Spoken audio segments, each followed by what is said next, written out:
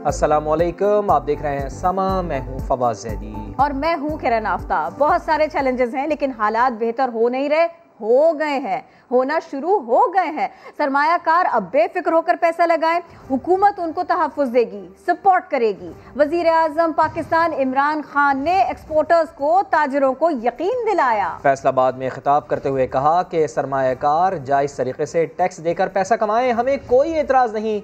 हालात बेहतर हों तो सनतकार मजदूरों का भी ख्याल रखें। कभी भी एक माशरा आगे नहीं बढ़ सकता जब आप प्रॉफिट मेकिंग को, अगर आप उसको जुर्म कह दें। कोई इन्वेस्ट इसलिए तो नहीं करता कि वो खराद देने के लिए इन्वेस्ट तो नहीं करता, पैसे बनाने के लिए करता। लेकिन हाँ, जायज तरीके से पैसा बनाए, टैक्स भी दे, प्रॉफिटियरिंग ना करे। चीनी का माफिया है, मोनोपोली बना के तो चीनी की कीमत ऊपर लेके गए, इसके खिलाफ है। जायज तरीके से नफा कमाए, हम खुश होते हैं। हमारी अब पूरी कोशिश है कि पाकिस्तान इंडस्ट्रियलाइजेशन की तरफ चले। मैं जब यहाँ इलेक्शन से पहले आया था तो पावर लूम्स बंद हो रही थी, फैक्ट्रियां बंद हो रही थी और वो रियल एस्टेट की तरफ जा रही थी। जी आजकल लेबर नहीं मिल रही टेक्सटाइल की। मजीद और आप इन्वेस्टमेंट करें, बेफिक्र होकर करें, सपोर्ट करेंगे, फैसिलिटेट करेंगे। कराची हमारा है, उसके लिए हमने बड़ा पैकेज तैयार किया हुआ।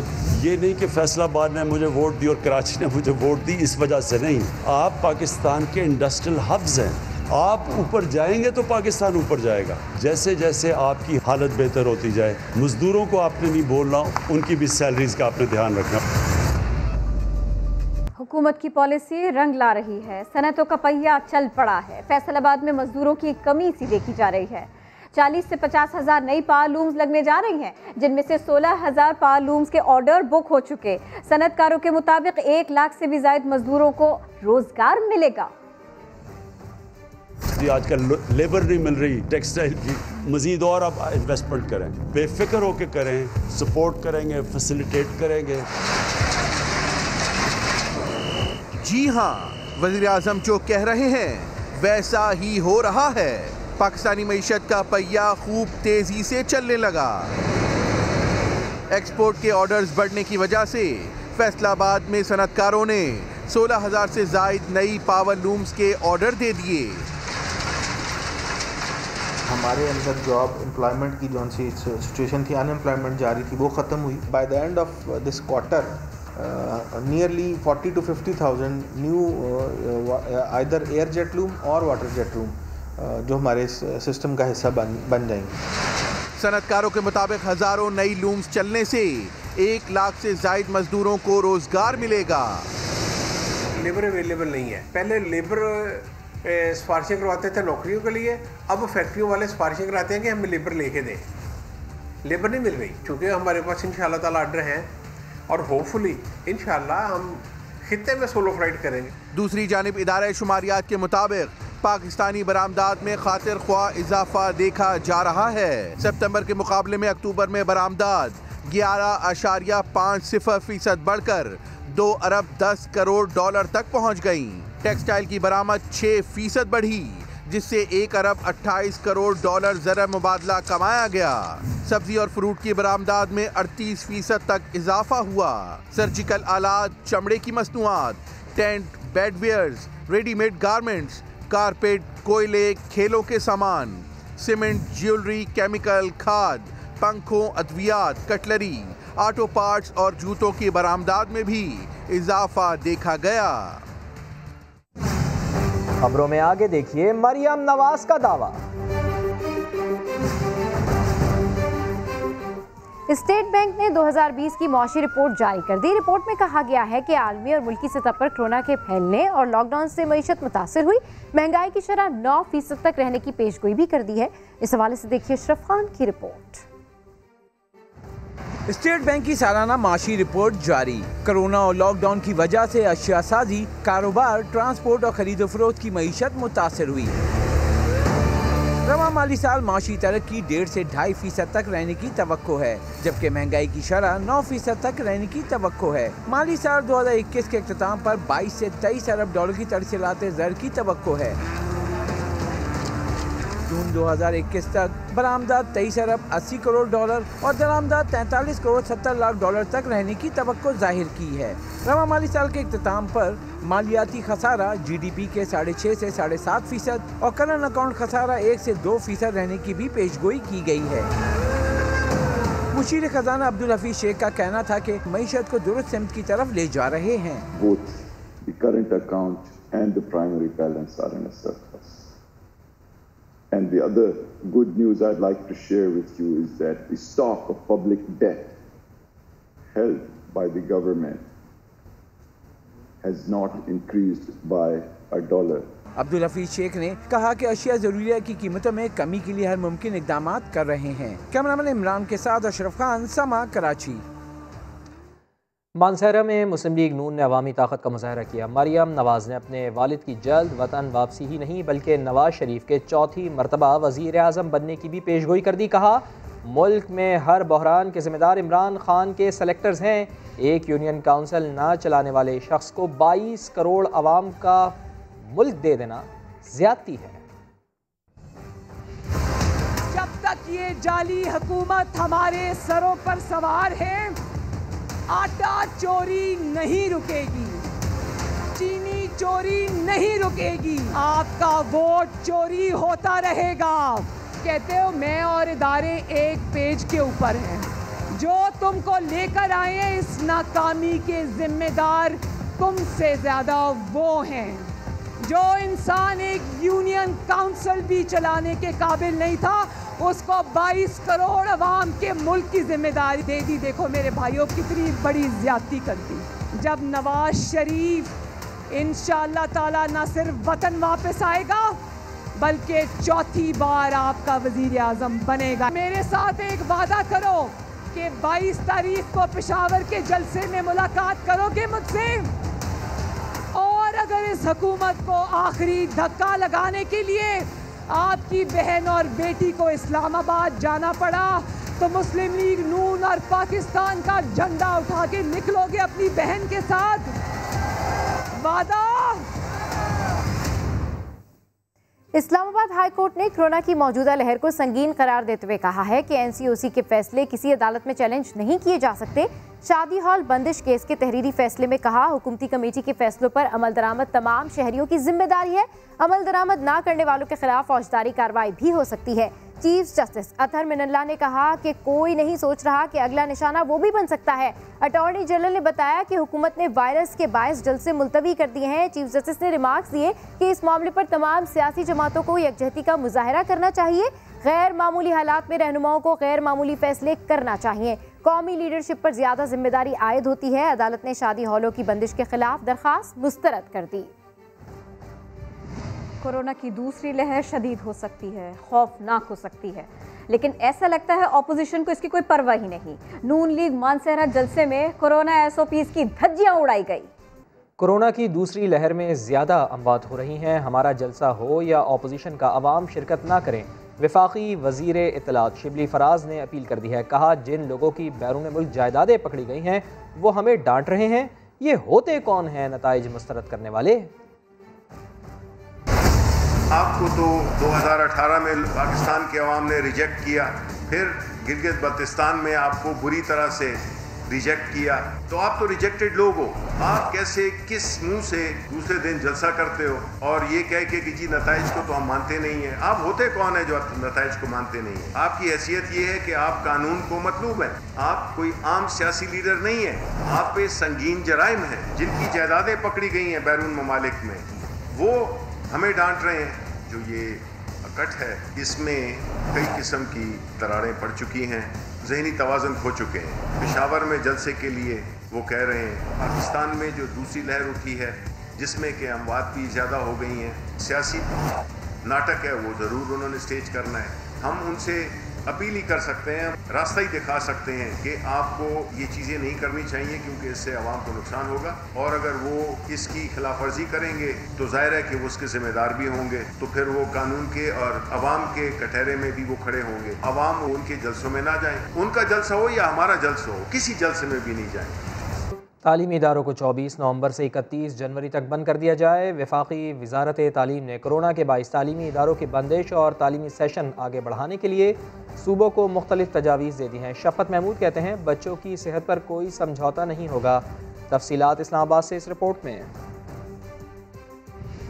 कोरोना के बढ़ते केसेस में तालीमी इदारों के लिए क्या क्या ऑप्शन हो सकते हैं? वफाकी वजारत तालीम ने अपनी तजावीज़ सूबों को भिजवा दी। पहली तजवीज़, तालीमी इदारों को 24 नवंबर से 31 जनवरी तक बंद कर दिया जाए। दूसरी तजवीज़, 24 नवंबर से सिर्फ प्राइमरी स्कूल्स बंद किए जाएं। तीसरी तजवीज़ में 2 दिसंबर से मिडिल स्कूल्स, जबकि चौथी तजवीज़ में 15 दिसंबर से हायर सेकेंडरी स्कूल्स बंद करने का कहा गया है। बीमारी जिस तरह से फैल रही है तशवीशनाक है।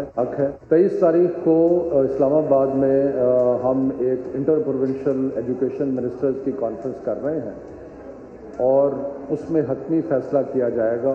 बच्चों की सेहत पे कोई सौदा नहीं हो सकता।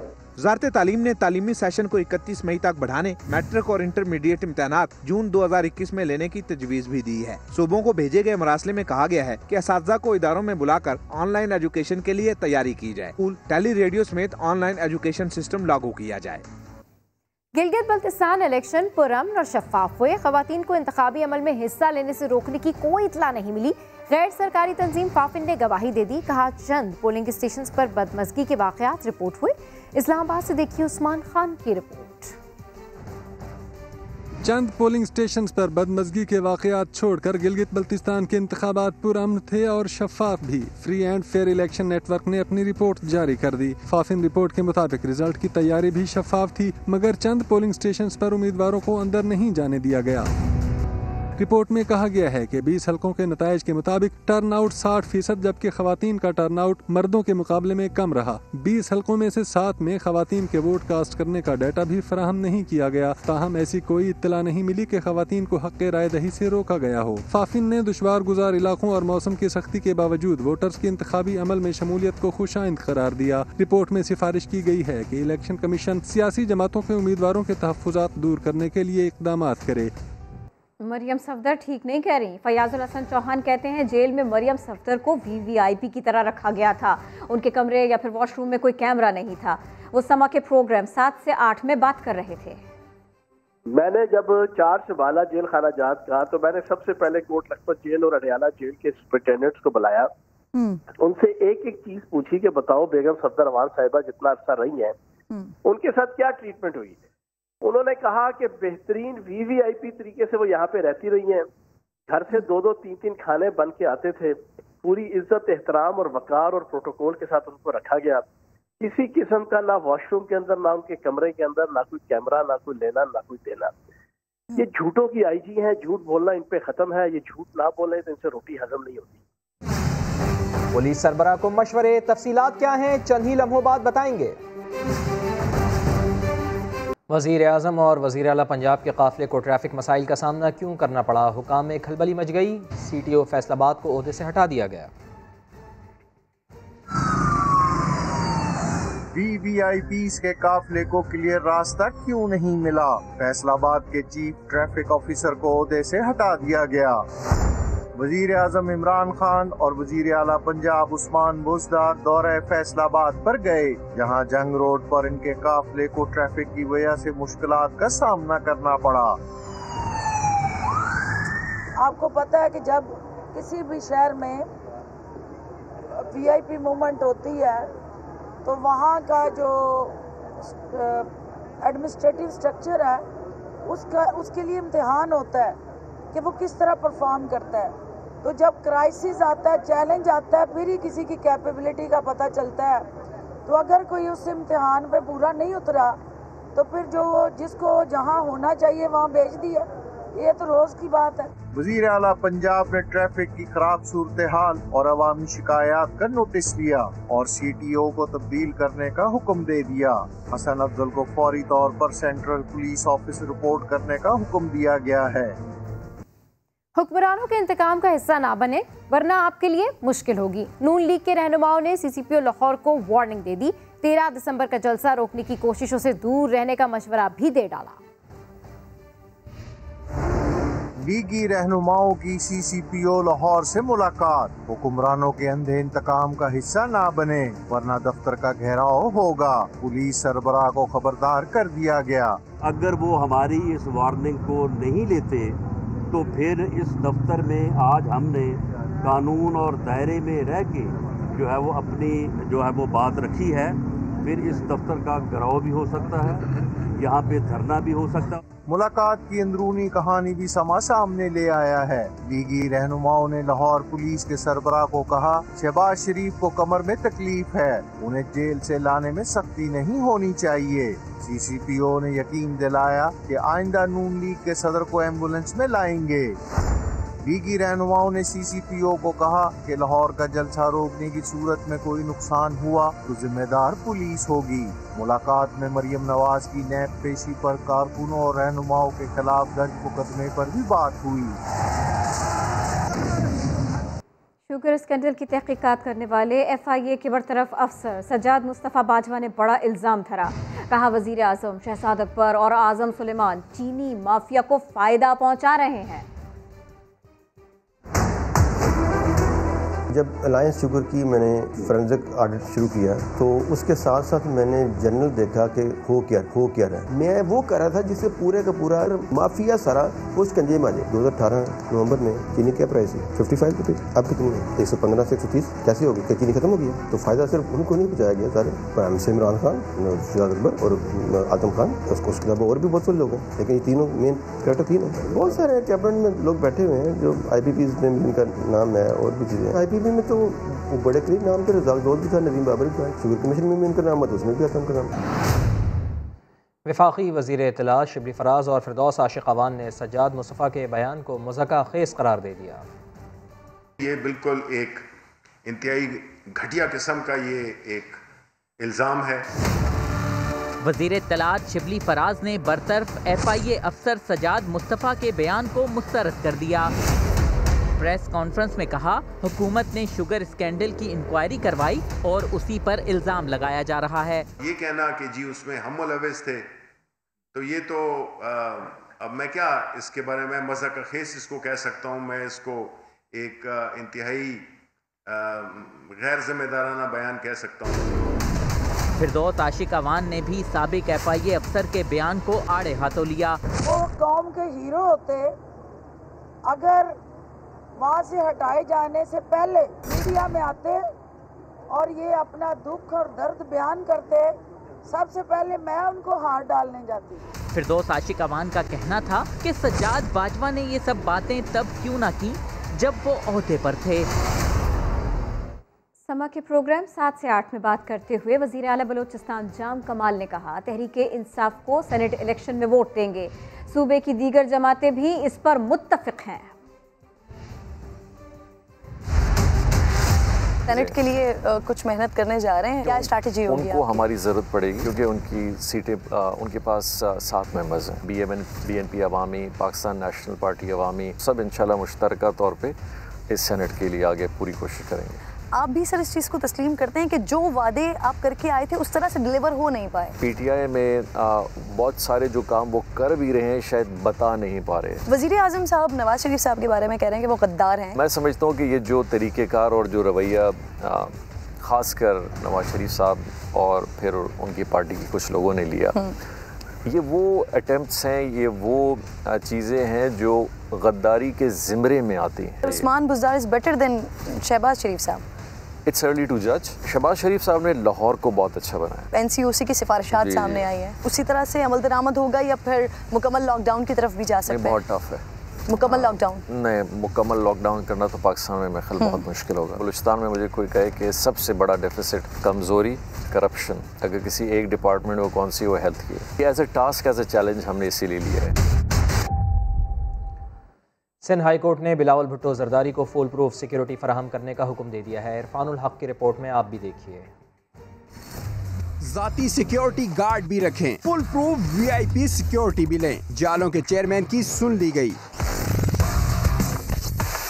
सिंध हाई कोर्ट के 2 रुकनी बेंच ने हमले के खदशे के पेश नजर बिलावल भुट्टो को मुकम्मल सिक्योरिटी फराहम करने का हुक्म दे दिया। सीरियसली इंटेलिजेंस रिपोर्ट्स के मुताबिक उनकी लाइफ को और उनके घर को थ्रेट्स हैं, फ्रॉम टेररिस्ट ऑर्गेनाइजेशन, उनको जो है वो थ्रेट्स हैं, बम थ्रेट्स हैं, लाइफ थ्रेट्स हैं।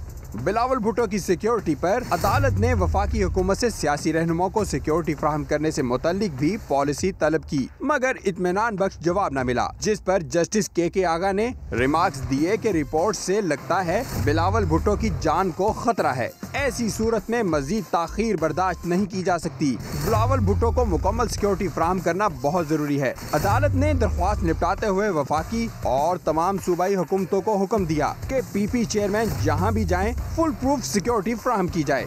इरफानुल हक, समा, कराची।